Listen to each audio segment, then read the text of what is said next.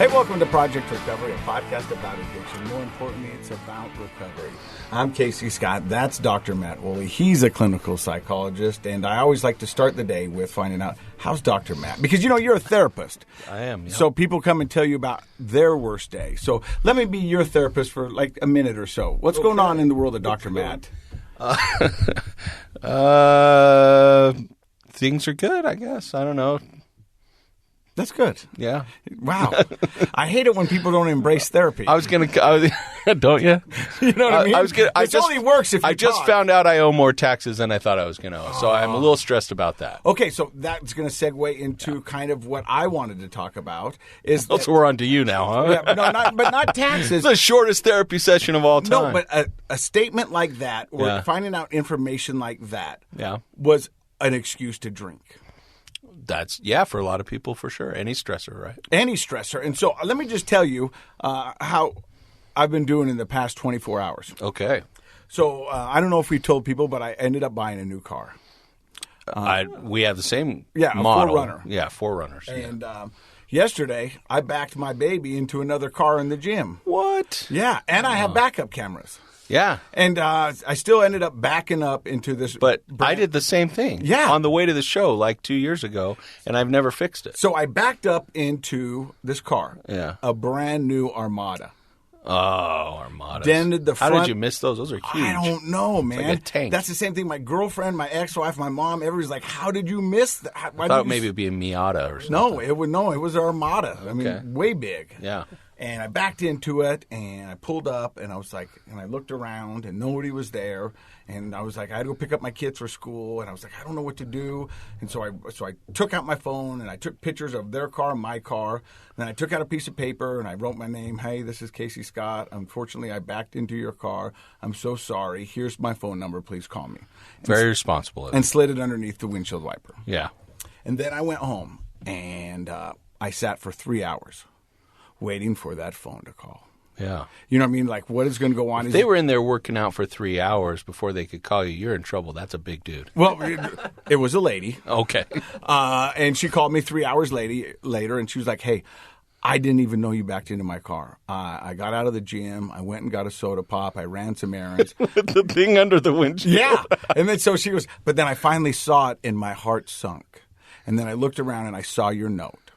Thank you so much for leaving that, you know. And I was like, no problem. That's what you're supposed to do.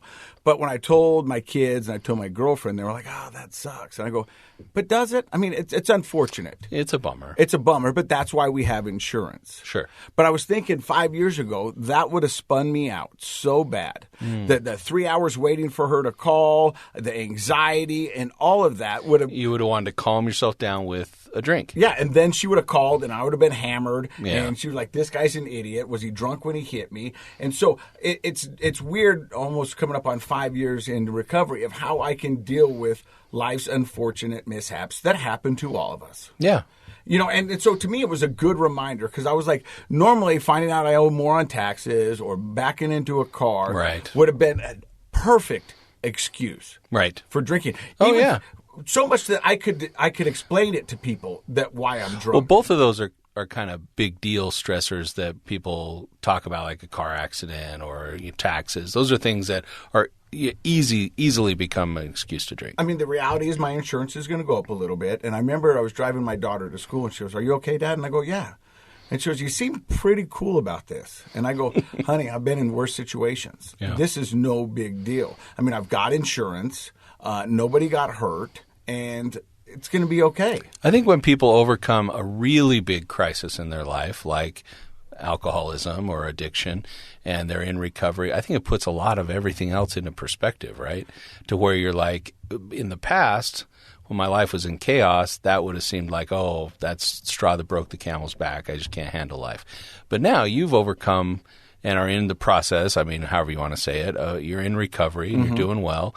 And I hope that for you and many of our guests, they talk about how that kind of puts all those smaller things, makes them smaller, puts them in perspective. I love perspective, and it does. And so it's just, I mean, it's interesting because in my active addiction, I would often use life's mishaps for reasons to drink. And then I didn't even need reasons. I looked for excuses. And you know what I mean? It wasn't even that. It was like, well, I got to mow the lawn, so I might as well be drunk. I've let laundry stack up. Got to fold the socks. I've let laundry stack up for 3 weeks, so I might as well make a Saturday out of it and get drunk and do laundry. Yeah. You know, and now, for as dumb as this might sound to somebody who's never been an addict, doing those things with a sober mind is amazing to me, and I really enjoy it. I mean, so much in the fact today that I got hurt in a virtual reality this morning. Look at my hand.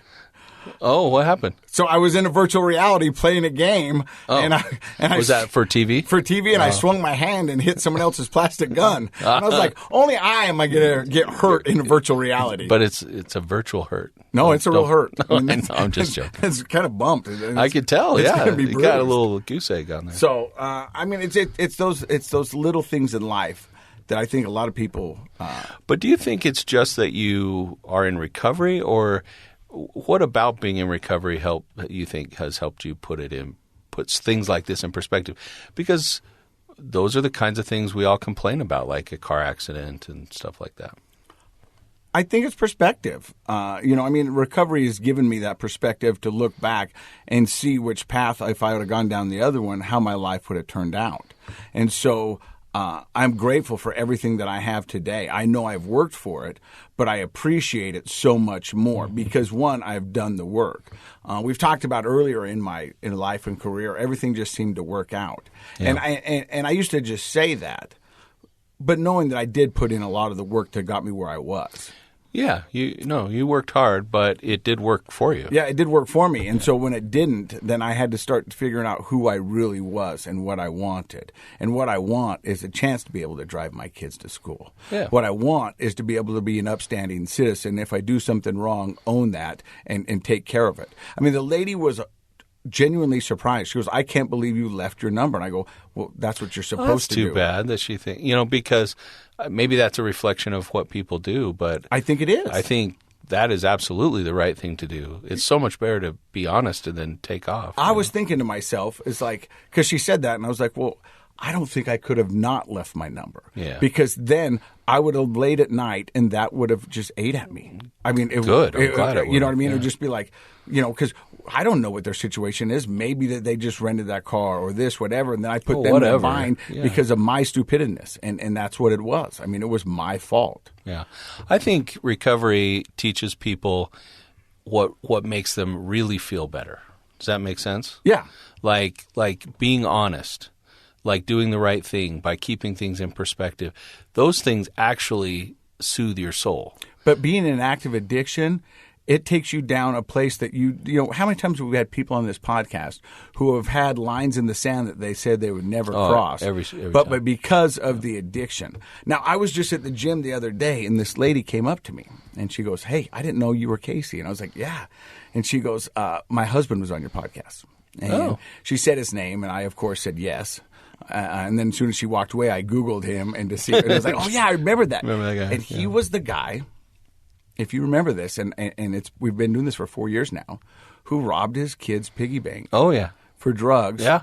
And left a note in there. Yeah, and left a note. Yeah. Yeah, and then he said one of the proudest days in his recovery is when he was able to pay his daughter back. Yeah, for sure.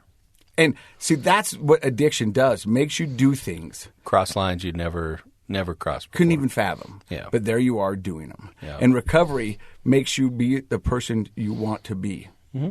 Absolutely. No.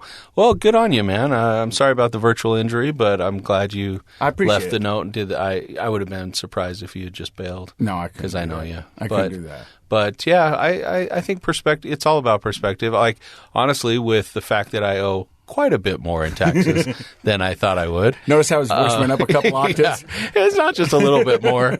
But the reality is, if I put it in perspective, I am fortunate to have the career that I chose. I get to do the work that I chose to do, and I get to make enough money that I have to pay taxes more than I thought. So I look at it that way, and I'm like, you know what? If you put it in perspective, maybe there's a few things that aren't happening this year that I thought might be happening, but I am so fortunate to be able to do not just what I do, but what I want to do. At the end of the day, and so, you have to put things in perspective. At the end of the day, you can provide for your family. Yeah, You can provide definitely. for And I'm yourself. grateful for that opportunity. Absolutely. So you've got a mental minute. Yeah. Well, I just want to do something a little different today. Instead of giving you some news. Yeah. Well, this is news, but Bunch it's of statistics. community. Yeah. Well, I'm going to throw out a statistic at you. Did you know that 13%, it's just, you can just say yes or no, 13+% of children in Utah have high anxiety, clinical anxiety or depression. Did you know that? I would guess. Yeah, it's a high percentage, and many of those also struggle with suicidal ideation. Mm-hmm. Thoughts. Now, suicidal ideation is important to distinguish because sometimes kids and adults, anybody, you have thoughts about wishing you weren't here. And that may not be an active suicidal thought like that person has a plan, but it's of high concern. And a lot of children walk around feeling like they have these suicidal types of thoughts. I'll be honest with you. I mean, I've often thought of this as a young man. That was the question. If I were to kill myself, how would I do it? Is that ideal? Yeah, you're contemplating suicide in some fashion. But I don't know if I was really contemplating not being around. Yeah, I was just like, if I was going to do it, how would I do it? How would you do it? Yeah. Yeah, people think in those sorts of terms. And the problem is that we're learning that more and more children have this, or maybe we're just discovering how many children struggle with this. But recently featured on KUER was a program about Izzy's Village, which is a new do you know Izzy's Village? Yeah, well, I know of Izzy because my kids are in the Davis School District. Okay, good. And so Izzy, unfortunately, passed away from suicide in 2021, and her mom, Brittany Titchener-Cox, has started a new nonprofit suicide awareness group called Izzy's Village. And they are growing in numbers because they provide a lot of great information and activities for individuals, families, children, adults in our community to learn about suicides. Nonprofit, we like to support them, and it's very inclusive for people of all races and genders and things that want to participate in this and learn more about what is available in our community. And they are going to be doing every other Friday get-togethers where they have dinner and activities for kids and information for adults. The next one is coming up on April 14th. And if you want to get the details on where that is and everything, you can join their Facebook group. I have joined their Facebook group, Izzy's Village on Facebook, and all the information and updates are there. So I just wanted to bring that. I love the fact that people in our community are taking tragedies and turning them into triumphs. They're providing opportunities for people. Suicide, depression, anxiety, mental health is very, very much integrated into the world of addiction. Mm-hmm. Sometimes addiction causes the mental health problems. Sometimes the mental health problems cause addiction. But what we need to do is kind of band together and help support people that are struggling, whether it's directly with addiction or not. I'm sure a lot of the people that might benefit from going to these get-togethers with Izzy's Village also may be struggling or have family and friends who are struggling with addiction. So I hope people will check it out, at least join the Facebook group, show them a little love that way, and be supportive. I agree 100%. And the stigma that goes along with suicide is just as bad, if not worse, than the one that goes with addiction. I agree. I think we made more progress with the addiction stigma than we have with suicide and mental health. And what it's going to need is the same thing that addiction needs: an education for everybody involved. And we're not talking about just those who are suffering; it's family members of those. Yeah, it's schools, these are all family, it's communities, it's teams. And so, if you get a chance to join that and go to that, a lot of times when you're in the situation of addiction or suicide, you're not prepared because you didn't think it would ever happen to Absolutely. you. So you're a lot of times just reacting to the situation. If we could better prepare ourselves. Yeah. So parents, just go to these get-togethers, find out, look for signs, and know what you're looking at, because and able to have conversation starters with our kids. What would be more valuable to have some preventive skills on than helping your children through mental health problems? I can't think of anything more valuable. I'm a part of the Walk to Wendover. It's a suicide prevention walk. It's actually the nation's largest suicide prevention walk. It's happening April 28th out in Wendover. It starts in Tooele, Utah, which is a 100-mile walk. It's a 2-day walk. They follow you in a bus, and so you can get in and get out. And it's over 100 people right now. They're hoping to get more, and they end with a big concert. So if you want to be a part of that, that's great. I'll be a part of it, and I'll be doing the ceremony at the end. It's the Walk to Wendover. You can find it on eventbrite.com. And cool. So check it out. And Josh, he can put some links for both of these on our Facebook, I think. So anybody who's on our the show notes, yeah. Now, earlier in this podcast, you heard me talking about how I'm coming up on 5 years of sobriety. That's right. And a lot of times, 50, aren't you almost 50? I'll be 50 in a year. Yeah. And when you find people talking about the recovery, it seems to be that a lot of people are in awe of those with bigger numbers, more time, more years. Oh, yeah. And I remember when I was sitting in a 12-step room, and the guy who got up and started the thing goes, "Hey, listen, unless you've got 2 years of sobriety under your belt, we don't want to hear from you." Wow, that's pretty exclusionary. And I went, and I was there with 3 days. I wanted to hear from a guy who's got 6 days because I couldn't imagine going from 3 to 6. Yeah. And so it kind of turned me off. Now, not every room's like that. Right. But a lot of times we celebrate those who have got 20-plus years in recovery. And I think there's a lot we can learn from them. Sure, yeah. My man Joseph, you've got 156 days? 159 today. 159 today. All right. He's actually in IOP right now currently. Which is? Intensive outpatient program. Yeah. There you go. I didn't know there was going to be a quiz. Oh, sorry. And it's so, the professor in me. Do you know when you're going to graduate? I'd like to say in a couple of months I'll graduate the IOP part of it, and then I'll go to the continuing care of it. So then that can last up to a year, just depending. Yeah. But in the next few months I'll complete the program and have my ceremony for the transitional. Well, that's so cool that you come on and talk with us today. Yeah, and so this is a big deal for us. So we're going to find out more about that. You're listening to Project Recovery. I'll get my dates and facts and names correct. Yes. Stick around. We'll be right back. Hey, welcome back to Project Recovery. We got all our ducks in a row. I'm Casey Scott. That's Dr. Matt We've been Woolley. practicing saying our names. Our guest today is Joseph. Joe, call. Joe, how are you? I'm doing well, Cassie.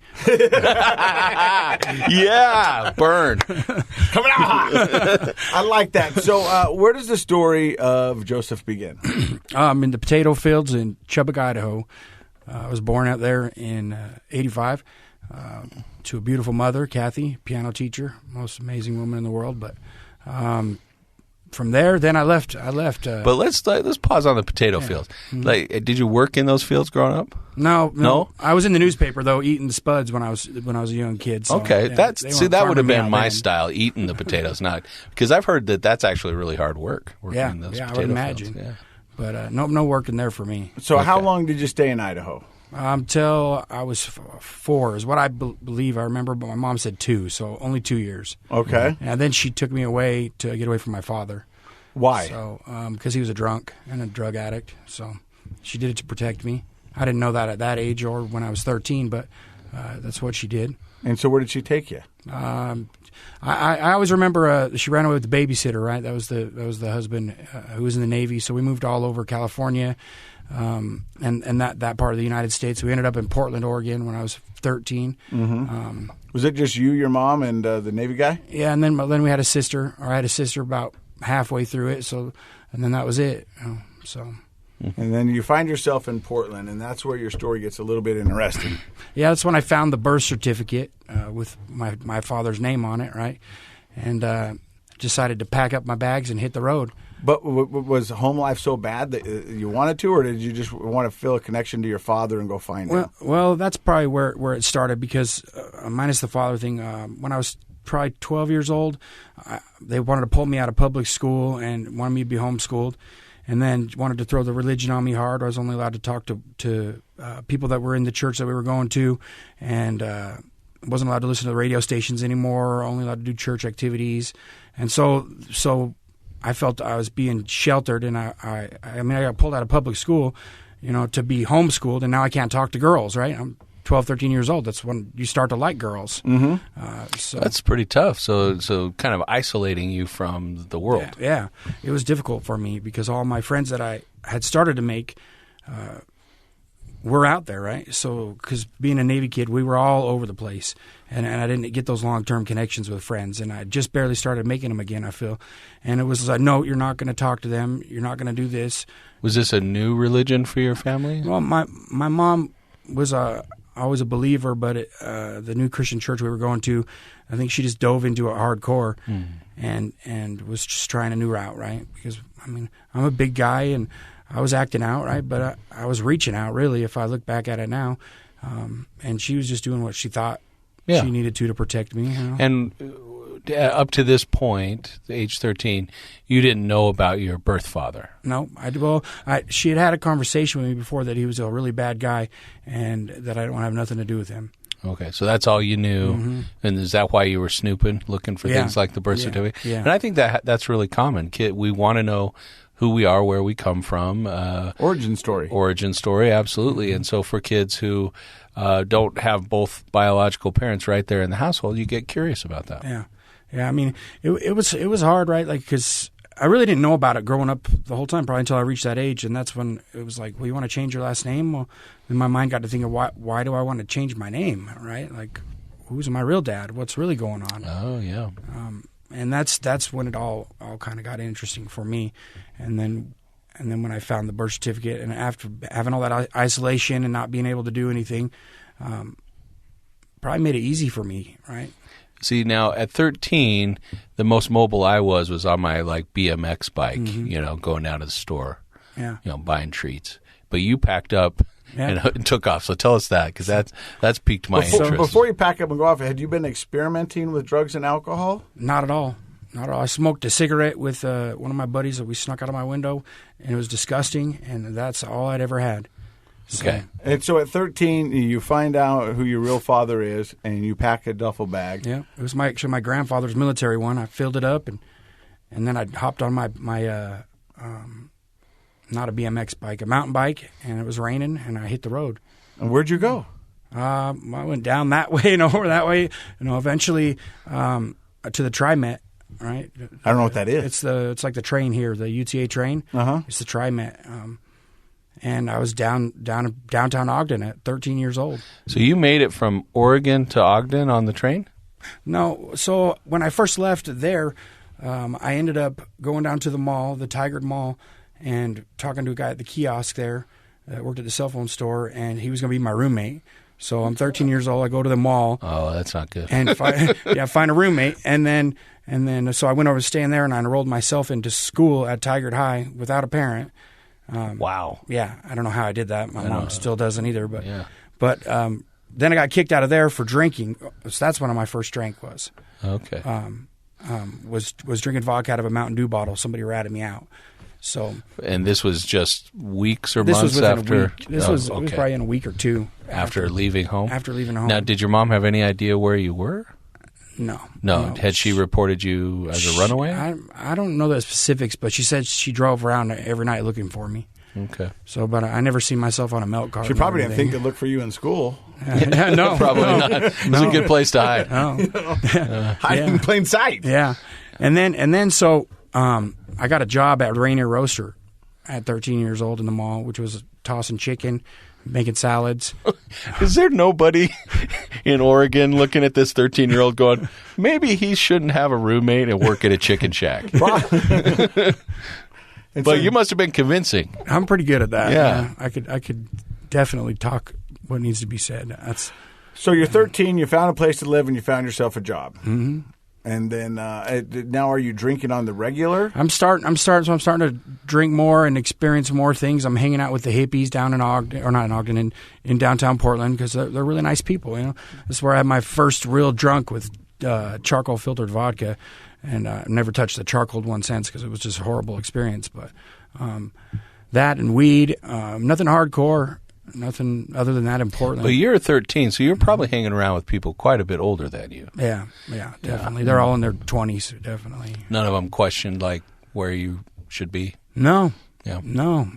And we've talked about like people who use, so whether they're the hippies or the hardcore guys or whatever, if you're cool, they're very inclusive. It's a very welcoming group. Yeah, Oh, you probably did definitely. feel very included. But was there anything sketchy or scary about it? Because 13, I'm trying to picture myself at 13, and it's like I think that would have scared me to be around a bunch of people I didn't know. But it sounds like you felt at home. Yeah, I was at home. I was good. There was no fear. I was walking the streets of Portland and doing my thing and not afraid of anything, right? And did everybody treated you all right? Yeah, up until the boss at Rainier Roaster. When I worked there, he had offered me some money and took me down into the blackberry fields there. And you could imagine, right? Like He had bad intentions. Yes. And then tried to offer me more money to come with him to his house after that, and then I ran from there. So not everybody had good intentions, no. And it's just that's one of my concerns about teenagers who run away is we've heard other stories on the show, and we just kind of know that it can be a dicey adult world out there. Well, it's like the witch who lived in the candy house. You know, Yeah, they're going to get you in one way or another, but they don't have good intentions. And I Right. think that's what a lot of the older people are thinking. Right. I don't want to say that all of them, but I think that's a good part of it. No, but unfortunately there So are you're those. kicking around Portland for how long? for probably around a year. And then Any contact with your mom during that time? No. My stepdad and my sister actually seen me working in Rainier Roaster once. I remember looking out, right, and seeing them stand over there looking at me, and they never told my mom. Really? Yeah. Your stepdad and your sister never said anything. No. Why do you think? I think my stepdad knew that I wasn't going to come back anyways. Oh. and he knew that you were working, so he felt like you were in Yeah. a good place. Yeah, or so he thought. Little did he know what was getting ready to happen, right? Like, Yeah. neither did I. I never could have imagined, Yeah. That's heavy. Yeah. I've only spoke that a few times, once in treatment and then to maybe a few other people, so that's a real big deal. And that's when I went to really look for my dad. Was after that happened. So that was the catalyst for you to leave Portland and Yeah, that's when I went. I hopped on the TriMed. I went to a library. I'm not sure where the library was, but I researched every TED call that I could find and ended up finding him down here. I called, and the first conversation was a click because he thought I was his PO, is what he told me. So that's a pretty. I mean, seems like it would be a common name. There's probably a lot of Ted calls. Yeah, it's a good thing I had the middle name. That made it a little bit easier. Okay. So you find him, you call him, he hangs up, you call back, and you tell him what? Hey, I'm your son. And Do what you did he have a say? son? I don't remember the specifics, but I know real soon. My Uncle Tim was on his way up there to get me and bring me down here, and I came down here and I met my dad for the first time behind the Weber County jail glass because he was back in jail by then. I don't know if it was a day or a week or however long, but it happened fast. And then after that, I went back to Portland. Probably because I didn't think I was going to stay here because I didn't really know anybody and he wasn't there. And then Did you go back to Portland to your parents' house, or did you just go back to the streets? I went back to the roommate. Okay. I went back to the roommate. And then when I was with some friends, we ended up going down and stealing some beer from a store. And I remember running and jumping up in a garbage can to hide. And then the cops came, and I went to the police station, and my mom and my stepdad came to there. So this is the second time that he's seen me, and only the first time my mom's seen me since I left. And I begged him just to let me go back and get my stuff. I'm going to come home. Just let me go, right? Mm-hmm. And it was convincing enough to where my mom let me go, right? I had no intentions on going back there. I was coming down here. And so as soon as I got out of there and got back over there, I called down, and my uncles got me a bus ticket down here, and I was on my way to here. I've been here since November of '99. And so at this point, do you think you're just a young kid trying to find his way in life, or do you think alcohol and drugs have a hold of you? They're already grabbed a hold of me 100%, yeah. And is it just drugs? Is it just weed and alcohol? Up until I moved here. And then once I hit Utah, then it was meth. Meth. Yeah. Do you know the circumstances around the first time you tried meth? I was with some family. So does that mean by circumstances? Yeah. So it was with an uncle. God bless his soul. He's an amazing guy now. He's got his life together, right? He found his sobriety, but 14 years old, yeah, doing meth with my uncle, and then when my dad got out of jail, with my dad, right? So was that their DOC then? Yeah, was the meth. Yeah. And do you remember the feeling of meth? Was it an easy jump to make from weed and alcohol to meth, or did you have to think about it? I think I begged for it, really. I think I remember my uncle being like, no, you're not going to do this, right? Because it wasn't just him, but I'm almost sure I begged for it. Like, I want this is what I'm going to do. And their theory was, okay, well, if he's going to do it, he might as well do it with us, right? Why do you think that you were begging for it? Like, what were you, what was the draw? I think I was trying to find a way to deal with the trauma from Portland. Yeah. You know, that's about the best reason I have. Plus, I liked staying busy, and that helped me numb all of the thought. And I didn't think about what had happened to me then, right? Because I didn't share it with my dad when I moved down here.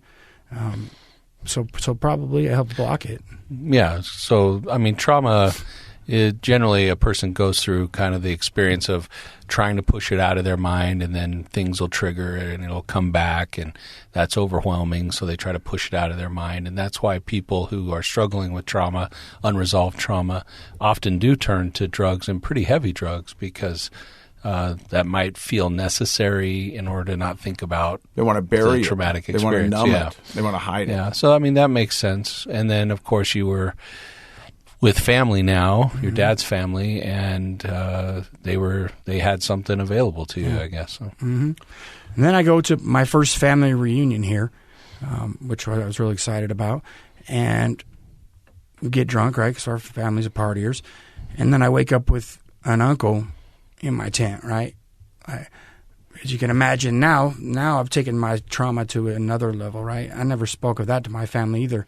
But at 14 years old, now I've got an uncle that's molesting me. So my drug use came even hardcore after that, after we got back from the family reunion. Wow. Well, being abused in any way is traumatic. Sexual abuse is sort of another level of trauma because of the intimate and insecure nature that it creates within a person. And then, unfortunately, most children and adolescents that are molested, it's by a trusted person. And isn't that sad that's the, it's not a stranger in the dark that comes and gets you. That might almost feel a little bit easier to manage emotionally. But, your first experience was with a boss that gave you a job, and there was probably some level of trust there with this adult, especially being so young. And then, of course, a family member like an uncle. And yeah, I would imagine now you were pretty much reeling with trauma and being too young to know what to do with it. Mm-hmm. So you did what you know, and you just turned up into the drugs even harder. Did you ever bring up what happened with your uncle to your dad? I don't think so. Okay. Well, but if I would have, it would have been when we were getting high, and it didn't stick. Yeah. Because I feel like, well, now the family's definitely going to know now, and I'm not trying to shed a bad light on my family, because I got an amazing family. Mm-hmm. But that's something serious. Sure. Like, the fear in my mind is like, who else? Mm-hmm. Mm-hmm. Like, now what has to happen? That was in 99, 2000. That was 23 years ago. Yeah. So now you're eating the drugs even harder. And where does your life go from there? I met my son's mother within those next. So when I was 14 to 19, it was just drugs and working, and then that's all it was. Nothing more than that. Never went back to school. I went to Tigard High School for a couple of months, but all that was a place for me to meet people. Mm-hmm. And then my dad said, all right, if you're not going to do school, then you need to just come work all the time. So I went to work full time for my uncle who owns Call Painting. It was easy because it was a family business. Mm-hmm. And that's when all I did was get high and go to work and come home. And then I had my son when I was 19, 20. Let's see, 19 or 20.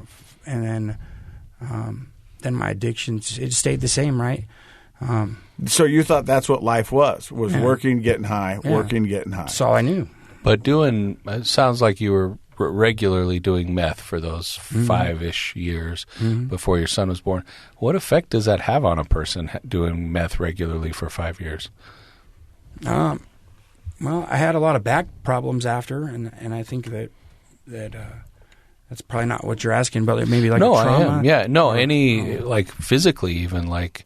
I mean, I think we can kind of imagine drinking for 5 years, but most people don't have much experience with meth, and I think what we know about it may not always be true. So I'm just kind of curious, for a young guy, how did you survive doing meth for 5 years? With a lot of pain, a lot of lost teeth. I didn't eat much, right? So there was a lot of things that went on, but otherwise, like if I was doing drugs, I was fine. In my head, right? Right. Even though I might not have looked like it. But you're losing teeth. You're probably underweight because you weren't eating well. You're experiencing physical pain. Yeah. No, that's what I think is kind of curious, that you could last that long doing it every day. But I guess people do. Yeah. Well, that's just the beginning. So, so where are we at? We're at like 2006, right? I get beat up. So I had my son in 2004. So 2006, I got beat up down on 28th and Pingree for a drug deal. Whether it was one that went bad or somebody else in my family's or what it was, I don't really know the specifics. But I know that I woke up in the hospital and was told that I got beat up by a metal fence post on 28th and Pingree. So now my head's bashed in. I got 27 staples on my head, and this jaw is all metal, and my mouth's wired shut. And so my mom comes down for this. It's the second time the first time I've seen her since you ran away. Yeah, since I ran away, and then since she's seen me in the jail right there. And she comes down here, and I just barely found out that she didn't stick around because she was too afraid of what would follow me. Not of me, but the people or whatever would follow me. Otherwise, she would have took me home. But she didn't want to bring back whoever I had ties to or whatever I was involved with home. She was protecting her family, or what she might have thought. I don't want to put. Yeah. Did you want to go back with her? I don't think that I would have. I don't think I would have, but I might have, because I stopped doing meth that day. That's when I stopped the first time. So I probably would have went back, but she got me a cab ride down to the homeless shelter down here. So when I got out of the hospital, I got into the homeless shelter down here for one day because I had 2 bottles of liquid Lortab, and in the shelter, with that, it wasn't where I wanted to be. And then shortly after, might have been a couple days, she had me in some treatment center down here. I don't remember which one, but I know that they made an exception to get me in. And then that didn't last for very long because it just didn't work. It wasn't time for me. So you go back out on the streets? So I go back to, my Uncle Billy actually came and picked me up, great guy, and he took me to his home. And the rules was I was not going to talk to nobody that I had contact with before, and I was going to work with him in his business, and he helped me stay sober. And how long did the sobriety last for? Well, if we're just talking about the drugs, the meth, it lasted for 12 years. But if you're talking about sobriety, it probably lasted 2 days because then I was drinking. So you just substituted it? Yeah. So then I started doing the alcohol, and it slowly progressed, right? And then my back pain started happening. I don't know if it's from when I got beat up or from the drugs that I had used or whatever, but I got degenerative disc disease and spinal stenosis and bulging herniating discs. That's chronic pain. Yeah. So now, if you know pain, you know that it is definitely. I wouldn't wish it on my worst enemy. It's some of the most horrible days I've lived in my life was with back pain. Then I started going to all these pain clinics, and they're giving me all these pain pills, and I'm drinking more. And mixing the two. Yeah. Yeah. Dangerous. Yeah, serious. Like, that's a big deal. And I'm not talking like a little bit of drinking, a little bit of pills. I would take 5, 6, 7 Roxycodone 15s and drink a fifth of vodka, Wow. Like, every day.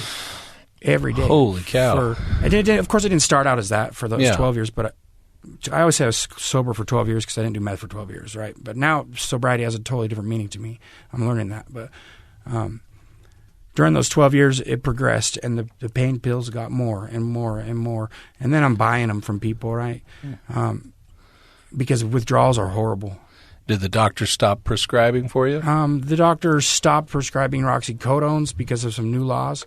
And then they tried the hydromorphines and the oxymorphines and the morphines and every kind of pill you could imagine until I would find another doctor that would give me the Roxycodones. Then this is when my meth addiction started back up. I wasn't getting the pain pills that I needed anymore. So I reached out to my dad. Hey, can you give me some medicine, right? And he brought me up a bottle of some medicine, but it has some dope in it.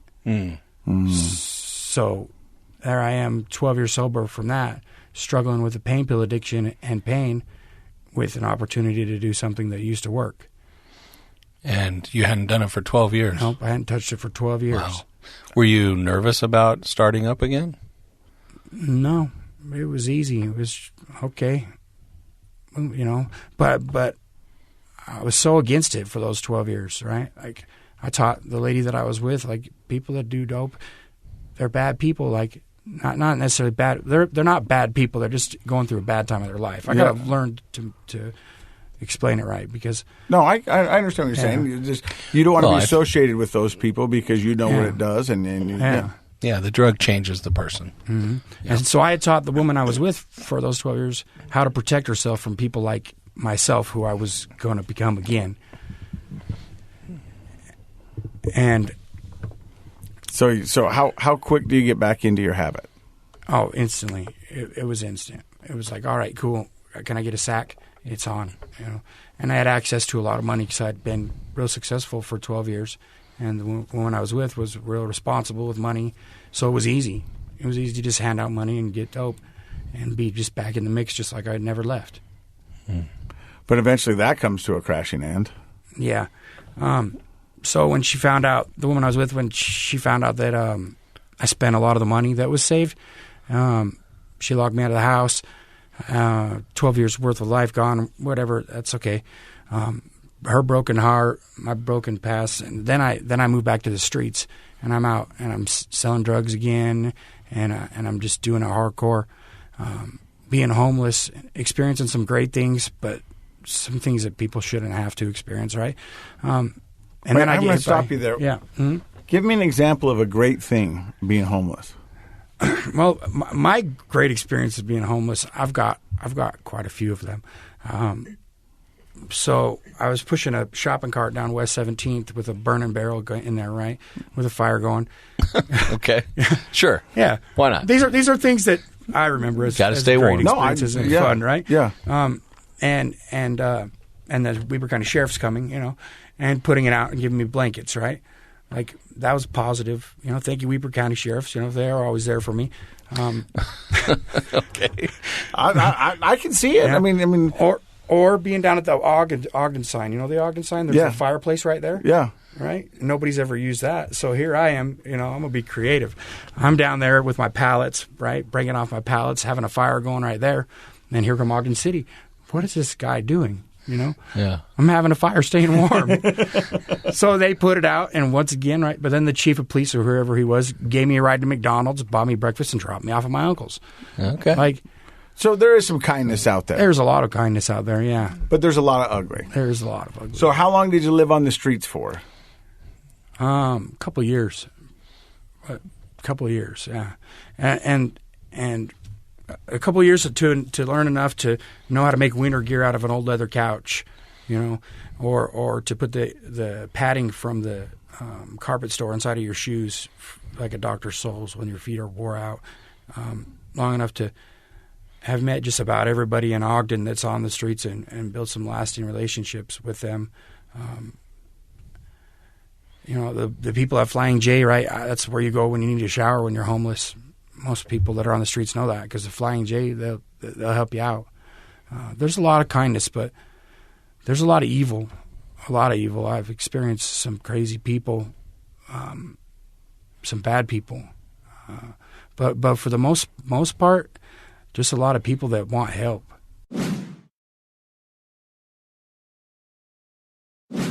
You said something earlier in the podcast that it stuck with me, and you said, I was 13 and I was acting out, but to be honest, I was probably reaching out.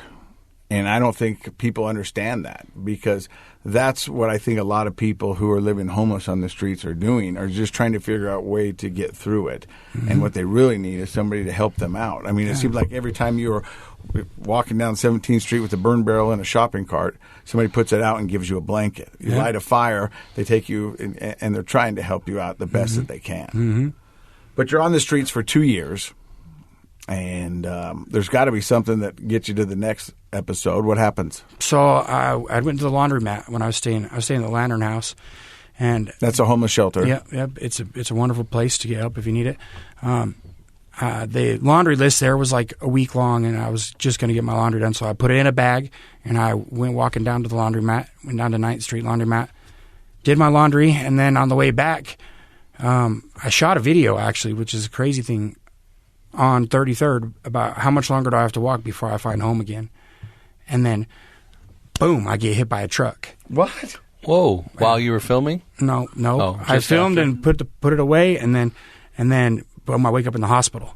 Right? You got hit by a truck? Yeah, by a Ford F-150. Oh, going how fast? 40 miles an hour. Holy cow! Yeah. Whoa! It threw me 29.4 feet. Wow! Yeah, it gave me 27 staples in my head again, right, and broke my left femur. So I got hit on the right side. Thank God I had my laundry bag, right? Duffel bags and bags are my thing, I think. Well, it sounds like it. Yeah. So I get hit and thrown that, and it snaps my femur, and I wake up in the hospital. That can be deadly, broken femur. Yeah. I shouldn't be alive from that, period, right? Yeah. Let alone... Yeah, a car hitting you at 40? Yeah. It's you. Like, it's not just a car, but like you ever be driving 40 miles an hour and pay attention when you get to a crosswalk, and just imagine that. Like, it'll change your life, right? Yeah. So now you're in the hospital. You're waking up with 27 stitches again. And what does that do to you? It just gives me a new place to sell drugs. So now you're selling drugs in the hospital? I'm out of the rehabilitation center that I was in, yeah, because I can have visitors, and it's okay. Right? I mean, that's a bad way to look at it, but it didn't change. It didn't stop my addiction. It just helped give me the fuel to be more successful in what I was doing at that time, right? So after you were stable, they put you in the rehabilitation center, and that's where you started selling again. Yeah. Okay. Yeah. Do they ever find out? I don't think so, but people aren't stupid. You know, they probably knew, but I never got in trouble for it. And so you finally graduate from rehabilitation, and then where do you go? Then I meet Nina. She's my fiance now, the most wonderful thing in the world, and her 3 kids, right? So I get my settlement. I got a bunch of money, and I go to the Wood Springs Hotel, and I'm spending all my settlement money now, just doing the same thing. Then everything that happened in my addiction, it's not important because it's nothing exciting, nothing great about it, right? Like that's not important. But from there, we ended up getting a house together in Washington Terrace, and I started building a relationship with her and her 3 kids, who are just amazing children, right? They've been through so much. Their father left them 4 years ago, never to return. So, but I'm still stuck in my addiction, right? I'm still dragging them through this and causing a lot of trauma and a lot of fighting and a lot of negativity. And so that progresses for a little while like that. And then we get a new house over here in Ogden, with rooms for everybody. And then I get a DUI. This is when the life changed, right? This is when I finally found my idea for recovery. I've got to stop you there because he goes, this is where life changes. Yeah. But he's been through all these life-changing events up to then. I mean, even getting hit by a car going 40 miles an hour. Yeah. But you get a DUI and you get your idea for recovery. I want to know what that comes in the form of. A 1-800 number, the 1-800 help now. I googled how to get off meth, and the 1-800 number came up, and they shot me a bunch of text messages. I think there was like 3 different places that I recommended, and I called one, they didn't answer, and I called another one, left a message, and then I called the third one, and it was Action Recovery, and I spoke with Lizzie. We've had her on the show. Yeah. She changed my life already right then, and I didn't know it, but she ended up having a conversation with me on Zoom that same hour, from the minute I got in contact with her till on my drive back from here from North Salt Lake. I was Zooming with her. Oh, that's great. And she was talking to me about getting me into the IOP and what would happen there. and yeah, I remember her telling me, so you're not going to use, right? And I said, well, I'm not going to go out and find any drugs, but when do I start treatment? On Monday. Okay, well, I got enough till then. You know, like I was going to quit, but I didn't quit yet, right? Until Monday, that I think it was the 22nd. I know it's the 22nd is my sober date. That's when I got sober, and I haven't went back, and I've been there at Action Treatment now. So this was just last October. Yeah, 159 days ago. That's wild. Yeah, that is. Tell me what you like about it. I like the fact that you kind of highlight that the DUI was sort of an epiphany. It was like a wake-up call. You started looking for treatment options. So there was something different about that experience, obviously, for you. But once you got to the recovery center, like what did you connect with? Like, what about it do you feel like has been helpful to you? Right from the gate, they've said, hey, we're all addicts in recovery. And that right there sold me. Now, if you said, hey, I got a PhD, I've never done a drug, never had alcohol, never done a cigarette, but I'm going to help you, I would have turned around and walked the other way. It's hard to relate to those guys. Yeah. Not saying that what you have to say might not be the most important thing that I need to hear, but for me, being other addicts in recovery, everybody in there is why I stayed. I think there's a lot of value in that. So they got you on the phone right away, and they got you in, and you felt like, hey, these are people that can really understand me. Yeah. And it was a group setting right from the gate.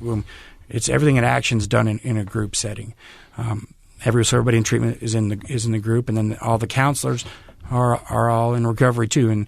And that's what's been helpful for me. Hearing other people's stories, that's what's changed my life. I tell everybody in treatment, I'm like a battery. Well, in one of my classes, right? I said I'm like a battery, but not the kind you throw away. I'm the kind that's got to be recharged. So I come to treatment, right? So I could sit in my charging dock because I'm taking some from you, and I'm taking some from you, and I'm taking some from you, and I'm going to make it my own. That's going to help me be successful in my recovery. But I'm giving back too because I'm not afraid to talk and share my story. We can tell. I know. I'm like, okay, I need to be quiet now. No. That's actually people who are willing to talk and tell their story help others. That's exactly right. One thing that I found interesting about your story is in the beginning, you gave us some examples of, trauma and situations that you've been through that will make it relatable for some people out there. But towards the end of your story, you said, all this stuff is not that important. It's what I'm doing now. And that's what this podcast is. Right. It's like, we've had so many people in this podcast that will talk about situations, and I think they're important to let people know how bad it can get and how good it can become. Right. But towards the end, you just said that stuff's not really important. Mm-hmm. It's not who I am. It's who I was, and who I am is a guy who's living in recovery. Who I am is a guy who's trying to give back to a group of people who've given me so much. Who I am is a stand-up guy. Who I am is someone who's trying to make this world a little bit better. Yeah. And I think that's what's so amazing about you. And it's 156 days, 59 is not that long. No. If you add up 22 years of addiction, that's how many days I was in addiction, right? Since November of 99 is what I put it. And I wrote that down on the board one day. It's like 8,000 something days. And then I said, compared to how many days I've been clean, that's nothing. And look at the great things that are happening already. I can't wait to put that many days about and say, hey, I've been sober for this long, and look at what we've changed in the world. And you're doing some wonderful things. I know I've talked to Lizzie before, and she says, all you do is talk about recovery, and you want to help. And so you're doing some interesting things. What are you doing? I'm starting the Tug to Recovery. It's right now. It's just a place for other addicts to connect and share support and love and strength for each other. Because it only takes one conversation to change somebody's life. As we know, I experienced with Lizzie. Lizzie was my tug, right? No pun intended. But a tug is like a tugboat. Yeah. So a tugboat. If you've lived in Portland, the Columbia River, you know that a tugboat's relatively small compared to the big, huge ships that they pull along, but they're powerful. And sometimes you might look out there on the river and think the big boats are the most powerful, but it's the tugboats that are moving everybody around. So I like that analogy. That's really cool. And helping people navigate the murky waters because that's what they're designed for, to get you through the rough waters and the rocky parts and to get you to safe shore. Yeah. Yep, I love it. I love everything you guys are saying because it's exactly how I feel about it and what I feel about it. And even right, I work in the airplane industry too. Okay, so airplanes are moved around by tugs when they can't do it true. themselves. They have right? those also. Yeah. Yeah. So when they can't do it themselves, that's what I want to provide. So what advice would you have for somebody out there who's either battling addiction or living with a family member that's battling addiction? I mean, what conversation could you maybe start to help them understand or get them pointed in the right direction or a tug in the right direction? Just listen and don't be afraid to help. Even if you've helped them 10 times or 100 times or whatever, it doesn't matter. Just listen. Right? Listening is the number one thing because I like to talk. And when people listen, it helps me. So listen and share your story and be authentic about it. And don't stop trying. Like Chris Cook is my boss, right? He didn't give up on me because he believed in me. Even in my darkest of days, right? Just don't give up on people. That's about the best advice I can give. And when you stick your hand out and you say, I got you, don't just stick it out. Get me, you know? Well, I think you're a wonderful example of something that we talk a lot about on the show. And that is, the opposite of addiction is not sobriety, it's Connection, yeah. Did I mess that up? It's all right. That's okay. But the idea is that being connected helps everybody move along. And if you're somebody who's struggling with addiction, find a healthy connection, somebody. And if you're in an opportunity to help people, you should reach out and do it. And the fact that you found your recovery through a 1-800 number, is pretty impressive. And you didn't stop at the first number. You didn't stop at the second number. Nope. You called the third, and somebody answered. And they listened, and you listened. And they're putting you on a path to find recovery. So how is life different for you today? Oh, God. Everything I've ever dreamed of is happening now. My job is back good. Like the kids that aren't even my kids are calling me dad now. And everything in my life, my finances, the core things, everything that had been going bad is going good now. It happens fast, so hold on. If you're new in recovery, it doesn't matter whether you got a second, a minute, an hour, a day. You're important. You're the most important person. Just like you were talking about the guys with 2 years or 10 years or 20 years. Yeah, their input is important, but the newcomer is the most important person. And jam me up there. You're doing good. Yeah. And you know what? If I could give you some advice, make sure you take a breath. Make sure you stop and enjoy your success. Because there's going to be times when there's not going to be people around you. They're going to be able to charge your battery. And you're going to have to be able to sustain it by yourself. Because that's what's, I've seen it so many times before when people get in recovery and they get out and they've got this pink cloud surrounding them and they're all gung-ho, and I think that's great. But you've got to make sure that you can maintain it. Mm-hmm. And so that's sometimes taking a step back, taking a deep breath and appreciating what you got and celebrate the accomplishments that you've made. I like people that are gung-ho, but you've also got to make sure where you're at is where you're at and you're okay with that. Mm-hmm. I agree. The psychologist in me wants to ask about the trauma. So do you feel like you're getting help with – because I'm guessing there's 3 types of trauma. One we sort of skipped over. You've had the 2 experiences that you mentioned. But living on the streets, and you mentioned there's some people that do bad things. And I think that one thing I do know from talking with other people who have been homeless is they sustain a lot of trauma of things that happen to them. Do you feel like you're starting to get ready to work on some of that? Because that's my concern for a guy in your position is that we don't want that trauma to go untreated and pull you back. Yeah. The question: do I feel like are you getting help with it? I'm getting the help I need from Action, 100%. Okay, good. Like all of my the tools that I'm learning to do with all my coping mechanisms, all the stuff I'm learning, I'm getting from the group. Right, like when I read my life story, it was real impactful because. So I didn't talk about this, but I've got my son. Right, he don't talk to me right now, but I put him through a lot of trauma from the alcohol and from the drugs, and then the abandonment. Right there when when me and Sarah split up. But when I read my life story, I realized for the first time that I took from my son the one thing that I ran to find, right? Like, I left my mom's house to find my dad, and then what I do to my own son, I take it away from him because I let my addiction get the best of me. That's a powerful insight. Yeah. That's if I was a therapist, that I would say would be the main trauma thing that I need to figure out how to deal with, because I miss my son, you know? I want to learn. That's what I'm not getting in treatment. I'm not learning how to deal with that. Well, not yet anyway. It's time. It's a process. I am extremely impressed with the progress you've made in 159 days. And I think that, you know, from a psychologist's point of view, we have to see that things take time. But, you know, if you chip away at it, if you stay consistent with it, any kind of therapy, whether it has to do with your addiction and recovery and getting healthier and healthier in that regard, but also your own personal trauma and reconnecting with your son. I'm confident that this guy I'm looking at right now, if you stay this guy going forward, that's going to work out too. You can't fix what 8,000 days have done in 159 days. No. Nope. But what I like is you're kind of implying the days aren't necessarily equal, right? Because these 159 days, they have some serious power in them, don't they? And that's really cool. So it's not going to take 8,000 days to make up for those 8,000 days. But, you know, stick with it. I think you're on the right path.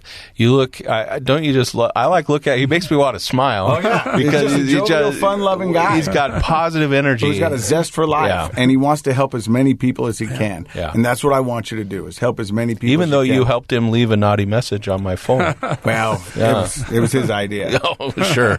So I want to say thank you for stopping by. You're amazing, and I can't wait to see where you go with this. And I think the sky's the limit. I mean, I really do. I think it's going to be amazing. So thank you very much. What a great opportunity it's been. Thank you guys. Like, an experience of a lifetime, you know? Well, you did great, and we appreciate it. And mostly, I'm excited for people to hear your story and get inspired by it. And thank you for stopping by and listening to another episode of Project Recovery. And in case you forgot, Project Recovery is what, Dr. Matt? It's a KSL podcast. His name is Joseph.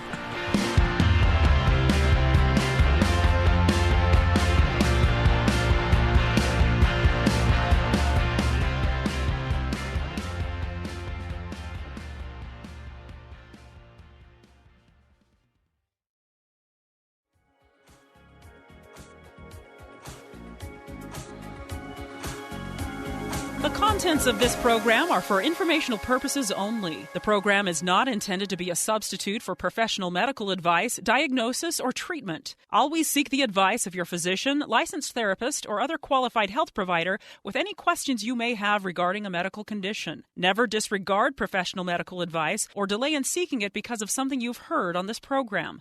KSL does not recommend or endorse any specific tests, physicians, products, procedures, opinions, or other information that may be mentioned on the program. Reliance on any information provided on the program is solely at your own risk.